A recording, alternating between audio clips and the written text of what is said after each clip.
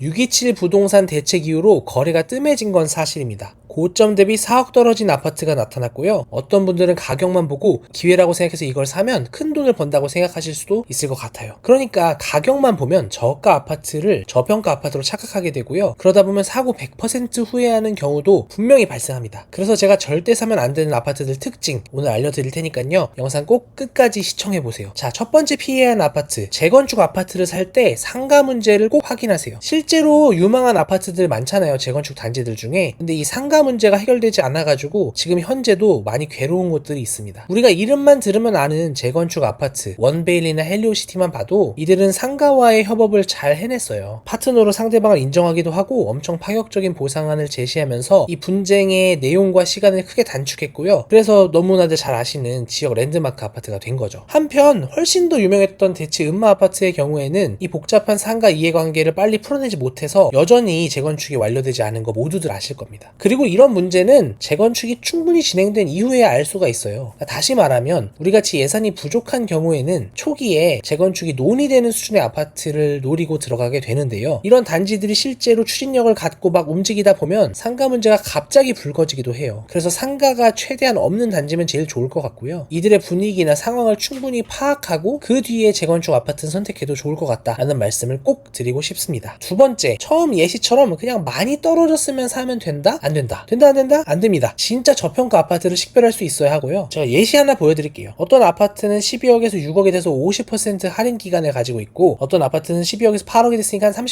33.3% 정도만 할인하고 있어요. 가격만 보면 당연히 1번이 기회겠죠. 하지만 이 아파트들 나중에 어떻게 되냐? 한쪽은 11.3억이 됐고 다른 쪽은 14.1억이 됐죠. 다시 말하면 전자는 전고점도 회복하지 못했고 후자는 전고점을 돌파해버리는 상황을 알 수 있습니다. 이런 식으로 가격만 보고 저가 아파트를 고르면 안 되고요. 저평가 아파트 선택할 수 있어야 되고요. 이런 경우도 있어요. 비슷하게 28% 정도 가격이 내려간 상황인데 실제로 이게 나중에 어떻게 되는지 보면은 전자의 경우에는 전고점을 회복하지 못했고요. 후자는 막 전고점을 엄청 돌파하진 않았지만 그냥 전고점에 확실히 닿아 있는 모습을 보이고 있죠. 그러니까 우리가 지금 접근할 만한 저렴한 아파트도 이런 현상들을 보이고 있다는 거예요. 그러니까 이런 건 어떻게 해야 되냐고 하면은 계속 그냥 저가라고 들어갈 게 아니라 저평가의 기준을 명확하게 이해하고 맞춰서 아파트를 잘 선택을 해야 된다는 거고요. 그 방법은 제가 고정 댓글에 무료 영상으로 남겨놨으니까 오늘 꼭 확인해 보세요. 보시고도 이해가 안 되면 그 고정 댓글에 있는 고정 댓글을 또 확인하시면 제가 쉽게 해결할 수 있는 방법을 남겨뒀습니다. 이거 꼭 확인하세요. 자, 세 번째는 내 자금력, 대출력보다 저렴한 아파트를 택하는 거. 아파트 단지 자체 문제가 없는데 그런 선택을 하는 게 문제가 될 수 있다는 겁니다. 23년 초에 대출을 조금 덜 받을까 생각을 해봤어요. 그래서 좀 덜 받아서 12.5억짜리 아파트를 살지 아니면 14.4억짜리 아파트를 살지 고민했던 것 같아요. 가격적으로는 한 1.9억 정도 차이가 있었죠. 이거 어떻게 됐냐? 지금 전자는 20억이 됐고요. 후자는 26억이 됐어요. 그러니까 6억 차이가 됐죠. 원래 1.9억 차이였는데 6억 차이가 됐습니다. 뭐 2억이란 대출 금액이 작진 않습니다만 월 상환액으로 따지면 그렇게 크지 않았을 텐데요. 그러니까 실질적인 투자 성과의 차이는 매우 큰 걸 알 수 있습니다. 물론 뭐 지금은 대출 규제 생겨서 이렇게 대출을 더 받을지 말지 고민도 못 하겠지만 아무튼 항상 가장 좋은 걸 선택하기 위해 노력해야 된다는 게 이것의 교훈이라고 할 수 있겠네요. 그리고 저평가라는 거는 저가가 아닐 수 있어요. 그러니까 절대 가격이 더 비싸더라도 더 올라갈 상승 여력이 많은 게 저평가 아파트다. 이 부분을 계속 생각하시면 좋겠습니다. 네 번째, 지주택은 안 됩니다. 왜 갑자기 뜬금없이 지주택 얘기하냐 하실 수도 있는데요. 이제 아무래도 하락장이 오고 오히려 좀 저렴한 데서 기회가 있다고 하니까 갑자기 또 다른 대안들을 찾으시는 분들이 많더라고요. 그래서 이제 지주택이라는 단어 들어가면 무조건 안 된다라고 말씀드릴 수 있겠습니다. 이게 뭐 일반 분양이랑 비교하면은 아주 하면 안 되는 이유가 명확해지거든요. 그러니까 일반 분양은 쉽게 말하면은 그러니까 차를 산다고 했을 때 완성된 차를 사는 거고요. 지주택은 내가 차를 부품을 사서 조립하는 개념이라고 보시면 됩니다. 이렇게 이야기하면 절대 하면 안 될 것 같죠? 그래서 실제로 사업 주체도 일반 분양은 건설사, 전문가가 하는 반면에 지주택은 아마추어 조합원이 하는 거죠. 그리고 토지 확보도 일반 분양은 이미 되어 있는 걸 한다고 하면 지주택은 그냥 구역을 마음대로 정한 다음에 자 이제부터 여기서 지주택 할 거야 라고 하고 거기 있는 사람들의 땅을 사던지 조합원으로 만드는 작업을 합니다. 그러니까 일반 분양은 다 토지가 확보된 상태니까 분양가가 확정된 반면에 지주택은 이런 식으로 하나씩 땅 사고 조합원 모집하다 보면 분담금이 어떻게 될지 몰라요. 그러니까 안정성에서도 큰 차이가 있겠죠. 그래서 요즘에 막 이상한 대안 찾으시는 분들이 있으실 것 같아서 뜬금없지만 한번 넣어봤습니다. 지주택은 절대 안 됩니다. 자, 마지막입니다. 임대세대 비중이 높으면 안 됩니다. 제가 무슨 이게 갈등을 조장하려고 한 얘기는 아니고요. 임대세대 비중이 높은 아파트는 실질적인 문제에 마주하게 돼요. 너무 잘 아시겠지만 남산타운 아파트가 실제 그랬었죠. 사실은 이 아파트는 좀 약간 쉬운 선택을 하려다 보니까 계속 어려움을 겪고 있어요. 물론 용적률 때문이겠지만 재건축보다 리모델링을 택했고요. 물론 처음 리모델링 나왔을 때 서울시에서 리모델링을 막 강추하는 그런 분위기가 있었기 때문에 그랬었는데요. 아무래도 그거 리모델링을 택한 것 자체도 어려움을 낳았던 것 같고요. 그리고 임대 세대가 많다 보니까 이들을 정확히 어떻게 할지를 정리하고 가지 않았어요. 그래서 한동안 임대 아파트 문제로 리모델링이 불가한 것처럼 얘기가 됐었습니다. 물론 지금 이 문제 해결이 되고 있는 걸로 알고 있습니다만 어쨌거나 시간을 많이 소비하게 되는 문제였기 때문에 여러분들은 아직 아파트를 사지 않으신 상태면 어떤 걸 고르는 데 있어서 임대 세대 비중이 적은 걸 고르는 게 당연히 유리하겠죠. 이 부분을 잊지 않으셨으면 좋겠습니다. 그러면 이제 앞으로 어떻게 될까라는 질문을 참 많이 하실 것 같은데요. 심플합니다. 항상 최선의 물건을 택하는 게 중요합니다. 대출 가능한 금액이 줄었지만 그럼에도 내가 할 수 있는 최고의 선택, 가장 좋은 걸 고르는 게 중요하고요. 그 자세 속에서 저평가 아파트를 찾을 수 있는 능력을 기르는 것도 중요합니다. 저평가 아파트는 아까도 말씀드렸지만 싼 게 아니고요. 비쌀 수도 있어요. 하지만 더 상승 여력이 높은 아파트를 말하고요. 그 상승 여력이 되는 건 무엇이냐, 어떤 요인이 있냐에 대해서는 사실 시간을 가지고 별도의 공부를 하셔야 됩니다. 그래서 그 공부를 하실 수 있도록 아까도 말씀드렸지만 제가 저평가 아파트 고르실 수 있도록 고정 댓글에 영상 남겨놨으니까 꼭 확인하시면 좋겠습니다. 지금까지 소심자였고요. 영상 도움되셨으면 꼭 구독 부탁드릴게요. 제가 구독자가 아직 많지 않아서 매주 영상이 나오는데 구독자분들조차도 영상이 안 보이는 경우가 있다고 하더라고요. 그러니까 꼭 구독을 부탁드리겠습니다. 지금까지 소심자였습니다. 감사합니다.